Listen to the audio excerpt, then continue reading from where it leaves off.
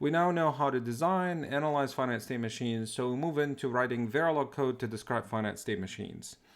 And I will do this using the 101 sequence detectors that we designed in a separate video. So of course we can go back to our design and we can say, well, we designed that particular circuit and we went all the way through the logic diagram, and we can just use the behavioral modeling or maybe structural modeling or hierarchical modeling, whatever modeling you want to use, and just decide and do that. And that's absolutely okay, and you can do this. However, the time it took us to actually go between the specification and figuring out, well, I need a sequence detector for 101 all the way to get to the logic diagram is pretty long. And as it turns out, we don't have to go through the time that it took us to actually go through state diagrams, the different K-maps, and drawing the logic diagram. That Vivado or any other CAD tools like Quartus from Intel, for example, will actually help us do this. What we really need to do is just focus on the state diagram itself in here.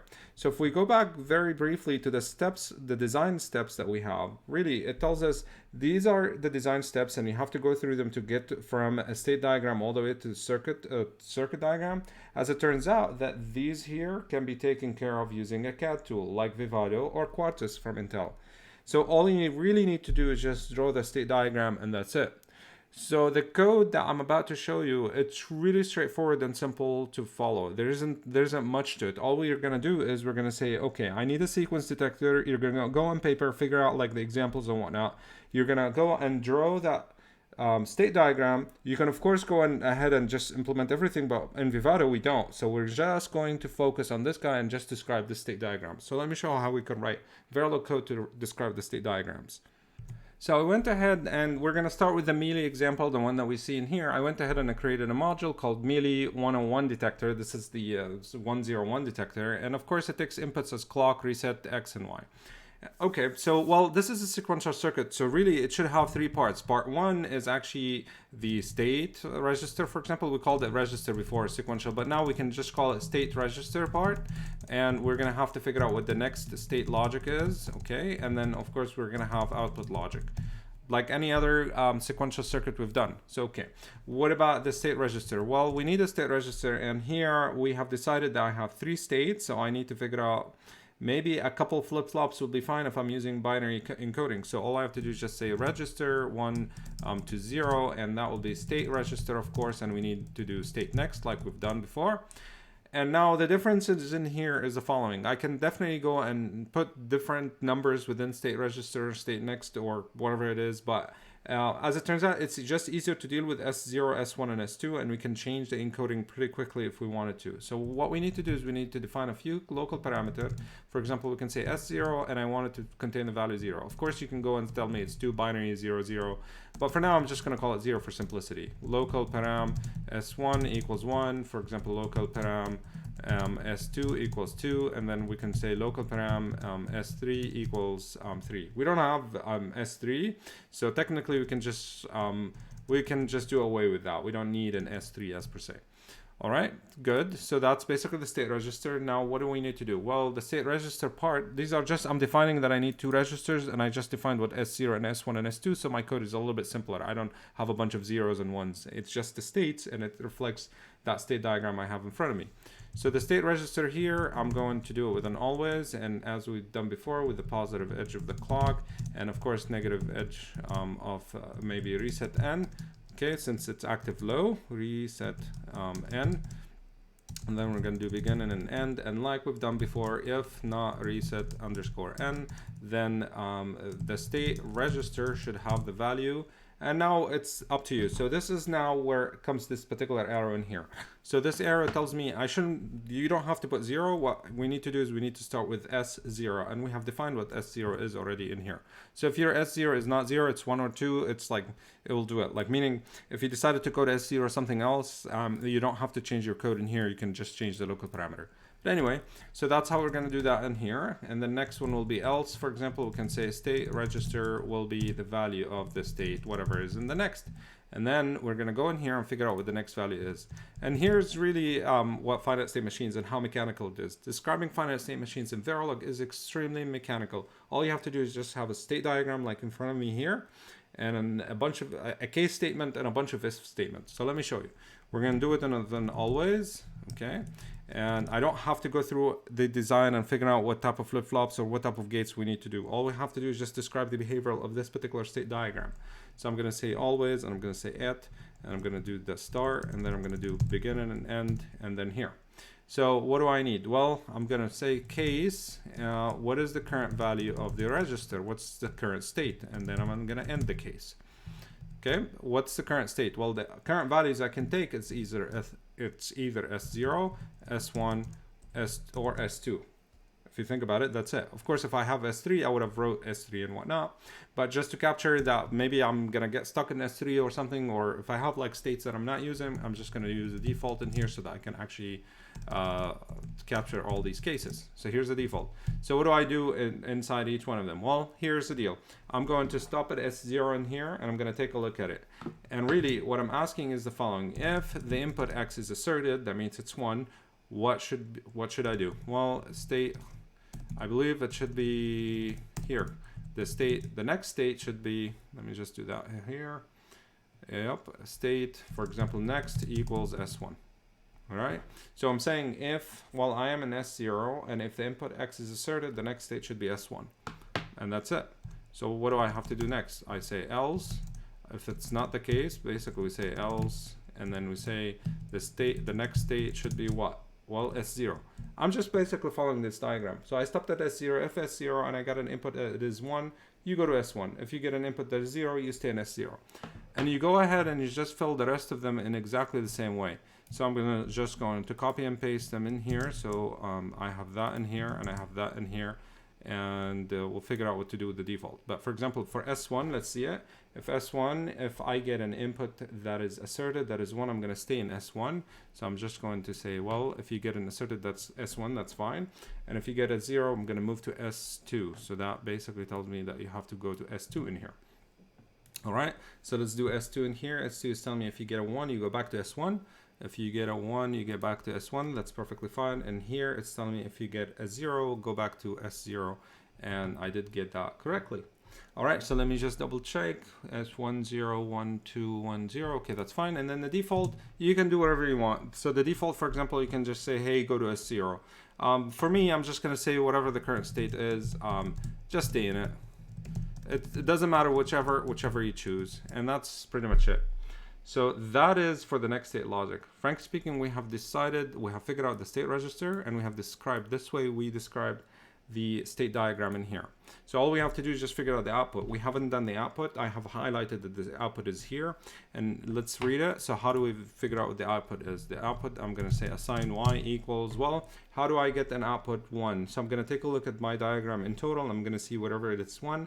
Luckily, I highlighted it in here. And this tells me that you will get an output of 1 whenever you are, this is a Mealy machine. This is how we read it. Whenever you are in state 2 and the external output happened to be 1. That's how we read it.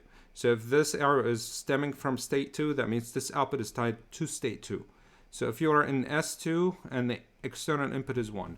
So how do I write this? Well, this is written this way. If the state register is equal to S2, and it just happened that the external output is actually asserted, then that's it. And we're technically done. That's how that Mealy machine can be described. There's nothing to it. Of course, we can go ahead and just figure out that, hey, whenever the state register changes or whatever it is, the state, I believe state register and X changes, you can do this, or you can just leave it as star. I'll just leave it as star for now. And that's how we do the Mealy one. How about more? Well, or do I have to go through these steps? Again, you do not have to go through the state table or figure out the K-maps or something. Actually, Vivado will figure out all of these details for us. It will implement it correctly. So as a human, if you're deciding something, really all you have to just focus on, well, I'm deciding a sequence detector. All you have to do is just figure out what the state diagram is. If you know what the state diagram is, that's it. You're done. All you have to do is just mechanically describe it in Verilog.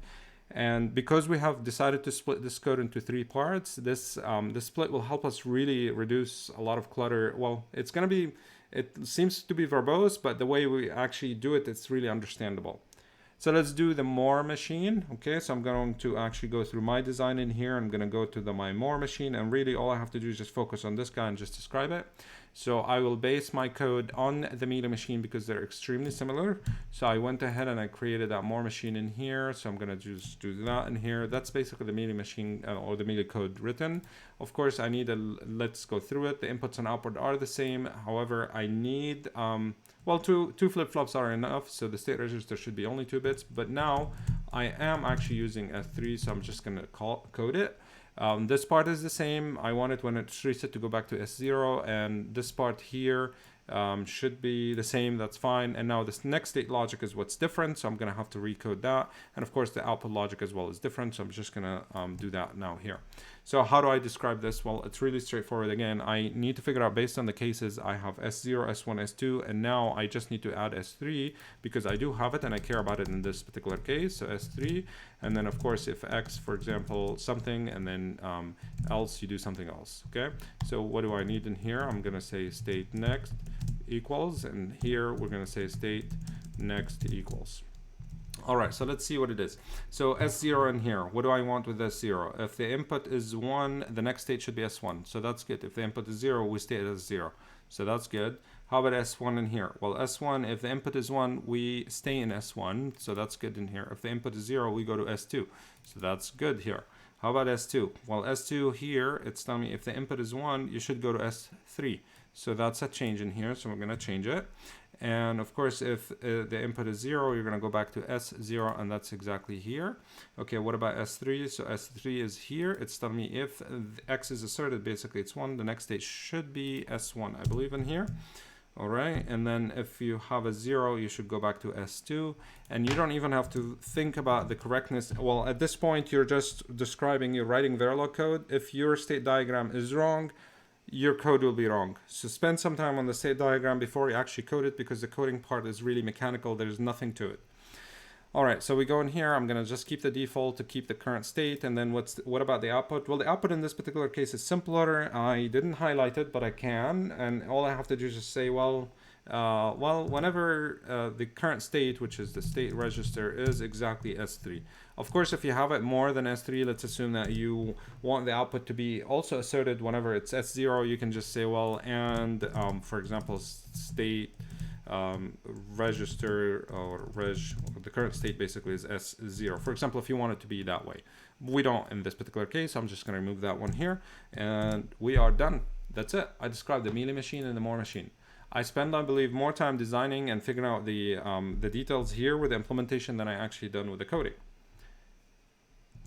And I went ahead and I wrote some test bench for it, and I did write one test bench for both of the Mealy and the Moore machines. For example, it's a 101 detector, and I called it X101 detector because I have a couple of them I'm instantiating. I'm instantiating the Moore and instantiating the Mealy. And of course, I'm stimulating it with the same clock and the same input X. Okay, and you can go through the details to see it. And this X in here, that's 2 is on purpose, and I'm going to show you here on the diagram. So let's take a quick look. So this look in here, I have the Y Moore and Y Mealy in here. Okay, so these are the outputs, and as I expect, usually the Mealy is quicker, so you're going to see it that it's quicker, and it doesn't always last for a whole clock cycle. That's because it's a Mealy machine. The output is directly affected by the input. So you're going to see that here it lasted from 60 all the way to 65. That's 5 nanoseconds, which is half a clock cycle. And in here, it didn't even last for that clock cycle. It's actually from 132 to 135, that's 3 nanoseconds.